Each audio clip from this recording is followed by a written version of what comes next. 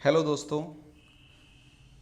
तो जैसा कि आप स्क्रीन पर देख पा रहे हैं, आज से हम लोग ज्योग्राफी की जो कक्षा है वो ज्योग्राफी की कक्षा नहीं बोलेंगे, जैसा कि स्वाध्याय के तौर पर हम इसे लेते हैं। और आप लोग मेरे साथ पढ़िएगा भारत का भूगोल। और इस कड़ी में जो सबसे महत्वपूर्ण अध्याय है, जैसा कि आप देखते होंगे अगर एग्जाम देते होंगे, तो सबसे महत्वपूर्ण अध्याय के रूप में हम लोग अपवाह तंत्र को देखते हैं। तो आइए, इसे दृष्टि पब्लिकेशन की क्विक बुक है, जो किसी भी एग्ज़ाम के लिए, प्रीलिम्स अगर स्तर का एग्ज़ाम है तो उसके लिए काफ़ी प्रभावशाली सिद्ध होता है। हर एग्ज़ाम को लेकर हम देखें तो इसके बाद हम लोग लूसेंट का भी बुक हम लोग अध्ययन करेंगे।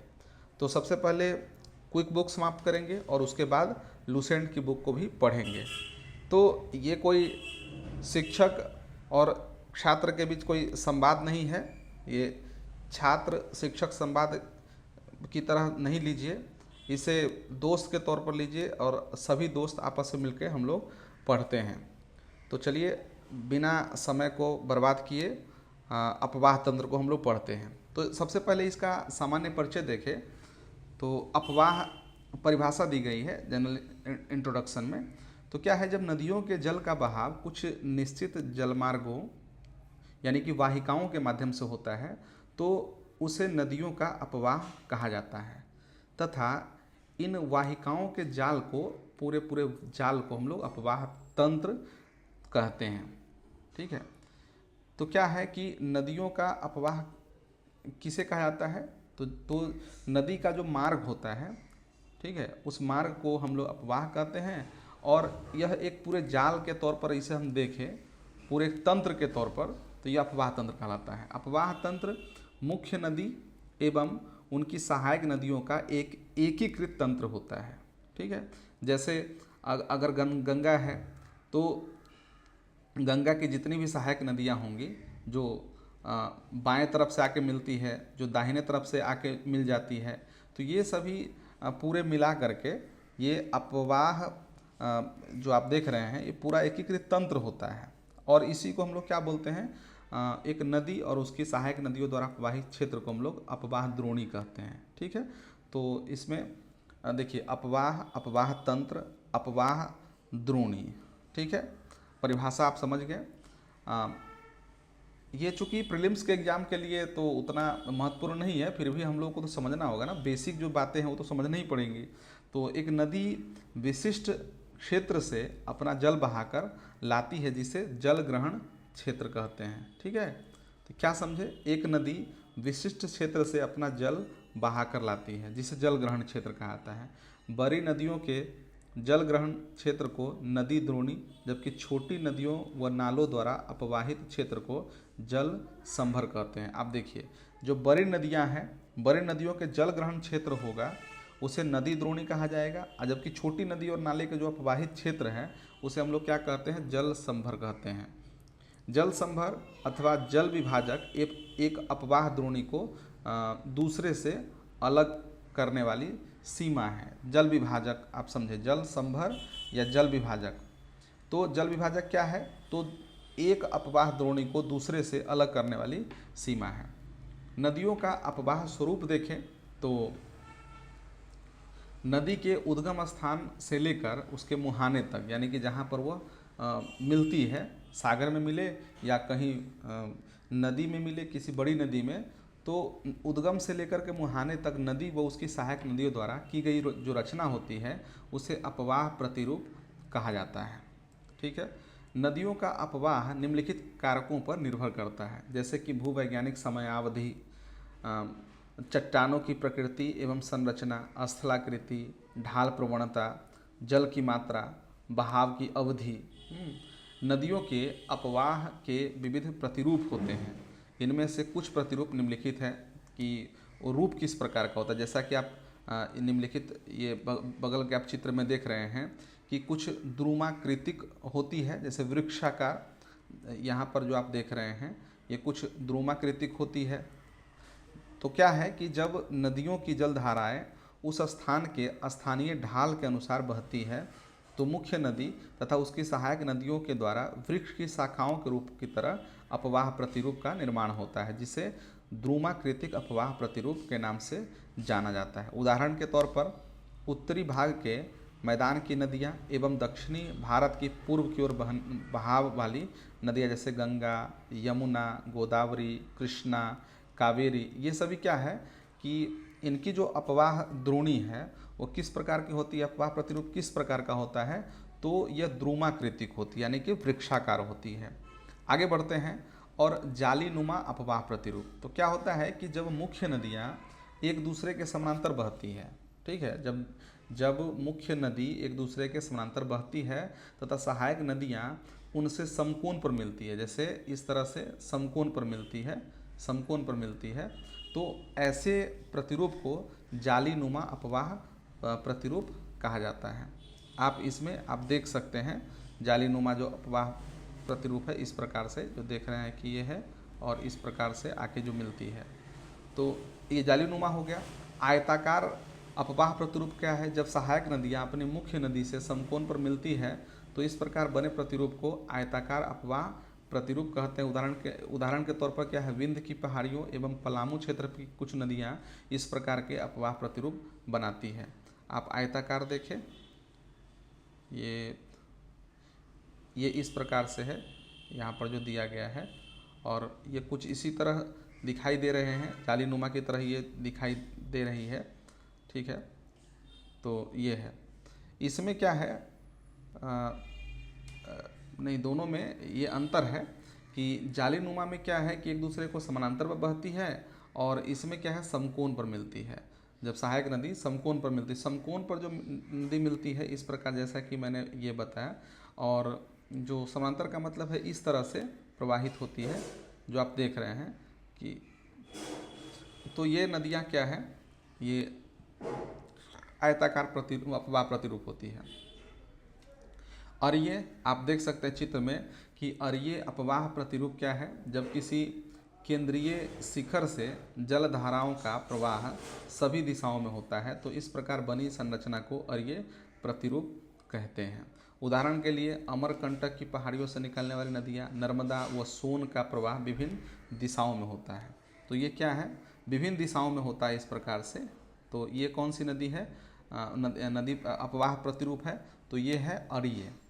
क्या है, एक बार फिर से हम लोग इसे पढ़ते हैं। जब किसी केंद्रीय शिखर से जल धाराओं का प्रवाह सभी दिशाओं में होता है तो इस प्रकार की बन रही संरचना को अरिये प्रतिरूप कहते हैं। जैसे अमरकंटक की पहाड़ियों से निकलने वाली नदियाँ नर्मदा, सोन का प्रवाह विभिन्न दिशाओं में होता है, ठीक है। आगे वलयाकार अपवाह प्रतिरूप, ये क्या है, परवर्ती नदियाँ अनुवर्ती नदी से जुड़ने से पहले वक्र अथवा चापाकर मार्ग से होकर गुजरती है, जिससे वलयाकार प्रतिरूप का निर्माण होता है। यह अपवाह प्रतिरूप भारत के सामान्यतः विकसित नहीं है। नीलगिरी व पिथौरागढ़ पहाड़ की नदियों में कुछ उदाहरण मिलते हैं, लेकिन ऐसा भारत में सामान्यतः ऐसा नहीं मिलता है। वलयाकार अपवाह प्रतिरूप की बात हो रही है। फिर है कि अभिकेंद्रीय अपवाह प्रतिरूप, इसमें क्या है कि जब सभी दिशाओं से नदियाँ बहकर किसी झील या गर्त में विसर्जित होती है तो इस प्रकार का जो अपवाह प्रतिरूप है, अभिकेंद्र, नाम से यह स्पष्ट है, अभिकेंद्रीय प्रतिरूप कहलाता है। गुंबदाकार कृति अपवाह प्रतिरूप का क्या मतलब है कि जब यह वलयाकार व अरिये अपवाह तंत्रों के तत्वों का मिला जुला रूप होता है। आप जैसे देख ले, वलयाकार और ये जो है वलयाकार, और दूसरा क्या है, वलयाकार और अरिये, वलयाकार और अरिये आप देख सकते हैं इस प्रकार से। तो वलयाकार और अरिये जो प्रकार के तंत्रों का ये तत्व मिले जुले होते हैं, ठीक है। इसे गुंबदाकृति अपवाह प्रतिरूप कहा जाता है। तो गुंबदाकार किस प्रकार से है, इसमें सारे उदाहरण दिए गए हैं, आप इसे देख सकते हैं। तो समांतर अपवाह प्रतिरूप, इस अपवाह प्रतिरूप में नदियां लगभग एक दूसरे के समानांतर बहती है। पश्चिमी घाट से निकलकर अरब सागर में मिलने वाली नदियां इसके उदाहरण हैं। पश्चिमी घाट से निकलकर जो नदियां अरब सागर में मिलती है वह समांतर अपवाह प्रतिरूप का निर्माण करती है। और अब हम लोग पढ़ते हैं अपवाह तंत्र, ड्रेनेज सिस्टम। प्रारंभिक धरातलीय सतह की प्रकृति, ढाल एवं भौमिकीय संरचना के आधार पर अपवाह तंत्र को दो भागों में बांटा जाता है। एक क्या है, क्रमवर्ती अपवाह तंत्र। इसके अंतर्गत उन नदियों को सम्मिलित किया जाता है जो ढालों के अनुरूप प्रवाहित होती है, जैसे अनुवर्ती, परवर्ती नदियाँ इत्यादि, कि जिस तरह से ढाल है उस तरह प्रवाहित होती है। अनुवर्ती नदियाँ क्या है, तो वे नदियाँ जो सामान्य ढाल की दिशा में बहती है अनुवर्ती नदियाँ कहलाती है।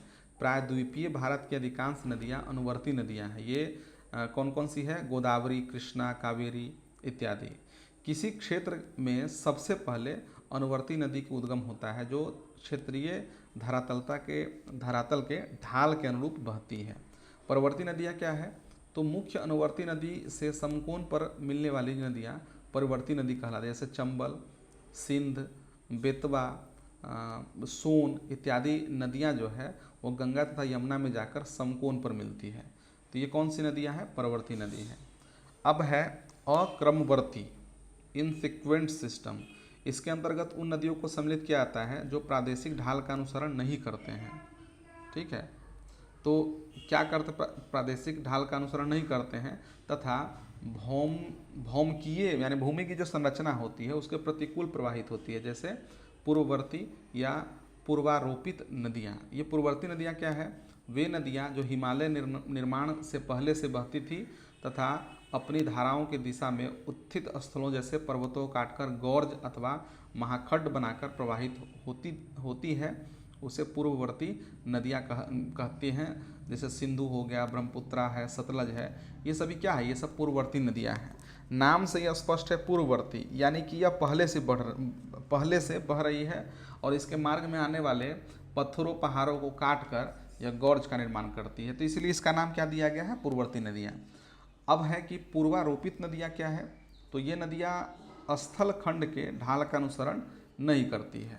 ये भी देखिए, आप देखिए उदाहरण क्या दिया हुआ है कि पूर्ववर्ती नदियाँ और पूर्वारोपित नदियाँ, ये किसके उदाहरण है, तो ये उदाहरण है अक्रमवर्ती अपवाह तंत्र के उदाहरण है। ठीक है, तो अक्रमवर्ती अपवाह तंत्र में पूर्ववर्ती नदियाँ आती है और पूर्वारोपित नदियाँ आती है। ये नदियाँ क्या है कि स्थल खंड के ढाल का अनुसरण नहीं करती है। स्वर्ण रेखा नदी, सोन नदी, चंबल नदी, बनास नदी आदि पूर्वारोपित अध्यारोपित नदियों के उदाहरण हैं। अब हम लोग आगे बढ़ते हैं और पढ़ते हैं जो सबसे महत्वपूर्ण होता है, ये है भारत की नदियों का अपवाह तंत्र। तो भौगोलिक आकृतियों के आधार पर भारत की नदियों के अपवाह तंत्र को मुख्यतः हम दो वर्गों में विभाजित करते हैं। एक तो हिमालय से निकलने वाली नदियों का अपवाह तंत्र और दूसरा प्रायद्वीपीय नदियों का अपवाह तंत्र। ठीक है, मैप में आप आसानी से आप देख सकते हैं।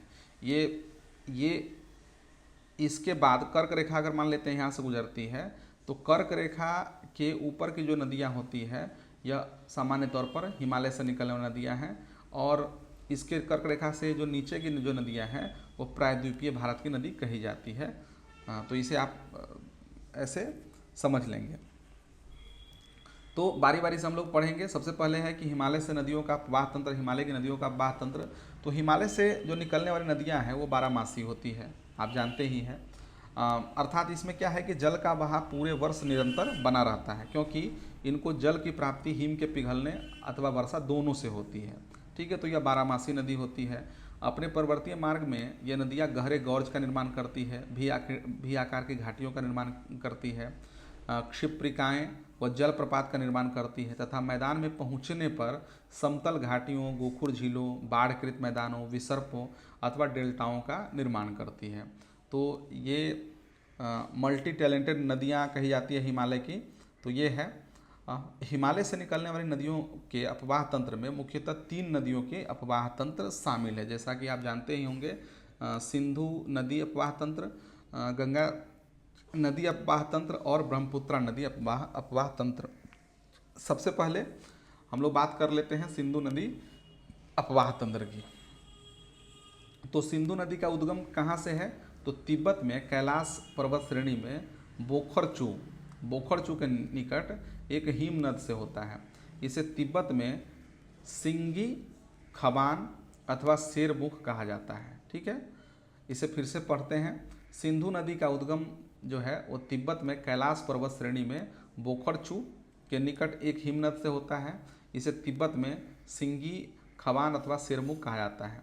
अपने उद्गम से निकलने के पश्चात लद्दाख एवं जांस्कर श्रेणियों के बीच उत्तर पश्चिम दिशा में प्रवाहित होती हुई यह डेमचोक के पास भारत में प्रवेश करती है तथा लद्दाख एवं गिलगित से प्रवाहित होने के दौरान गौर्ज का निर्माण कर दर्दिस्तान में चिल्लड़ के निकट पाकिस्तान में प्रवेश करती है।